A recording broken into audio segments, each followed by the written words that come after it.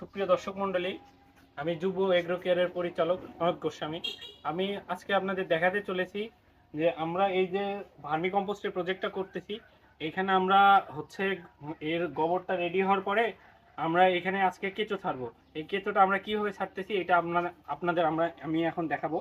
এই যে দেখুন, আমি আগের কেঁচোটা হচ্ছে বেড থেকে উঠায় রাখছিলাম, এখন কেঁচোটা এরকম হয়ে আছে। এই কেঁচোটা আফ্রিকান ব্রিডের, আমরা এইটা এখন ছাড়বো। আপনারা ভার্মি কম্পোস্টের প্রজেক্ট যেভাবেই করে থাকেন না কেন, সেটা রিং পদ্ধতি হোক, ক্যারেট পদ্ধতি হোক, কিংবা আমাদের মতো হাউস পদ্ধতিতে করলেও কেঁচোগুলো ছাড়ার সময় খেয়াল রাখবেন যে কেঁচোগুলো যখন ছাড়ছেন তখন কেঁচোগুলো দলা পাকিয়ে ছাড়বেন না, কেঁচোগুলো ছিটিয়ে ছিটিয়ে ছাড়বেন। এতে কেঁচোগুলো গোবরের মধ্যে তাড়াতাড়ি প্রবেশ করতে পারবে। গোবরের মধ্যে কোনো ধরনের প্লাস্টিক, পলিথিন বা আবর্জনা রাখবেন না। গোবরের ভিতরে আবর্জনা রাখলে কেঁচোগুলো ঠিকঠাক মতো থাকতে পারে না। আর কেঁচো ছাড়ার আগে অবশ্যই গোবরের ভিতরের গ্যাসগুলো বের করে নিবেন। গোবরের ভিতরে ক্ষতিকারক গ্যাস থাকে, যেমন অ্যামোনিয়া, মিথেন, এগুলো এই কেঁচোগুলো সহ্য করতে পারে না। এই জন্য আগেই গ্যাসগুলো বের করে নিবেন। আর কেঁচোগুলো ছাড়ার সময় গোবরে আর্দ্রতা দেখে নিবেন। গোবরে পানি কতটুকু আছে, কেমন আছে। গোবর যদি একেবারে শুকিয়ে যায় তাহলে গোবরে পানি দিবেন।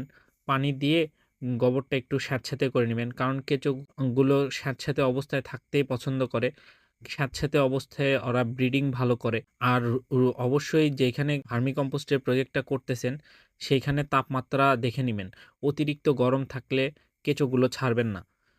একটু তাপমাত্রা শিথিল হলে বা একটু 30 ডিগ্রির নিচে কিংবা 30-এর আশেপাশে তাপমাত্রা হলে বা তার চেয়ে নিচে হলে কেঁচোগুলো ছাড়েন। 35 ডিগ্রি তাপমাত্রার উপরে গেলে কেঁচোগুলো মারা যাওয়ার একটা ভয় থাকে। কেঁচোগুলো অতিরিক্ত তাপমাত্রা সহ্য করতে পারে না। আমরা কেঁচোটা গোবরে ছেড়ে দিয়েছি, এখন কেঁচোটা মোটামুটি গোবরের ভিতরে ঢুকে গেছে। এখন আমরা এই হচ্ছে গোবরে একটু আর্দ্রতা বাড়ানোর জন্য আমরা এখানে পানি দিব এইভাবে।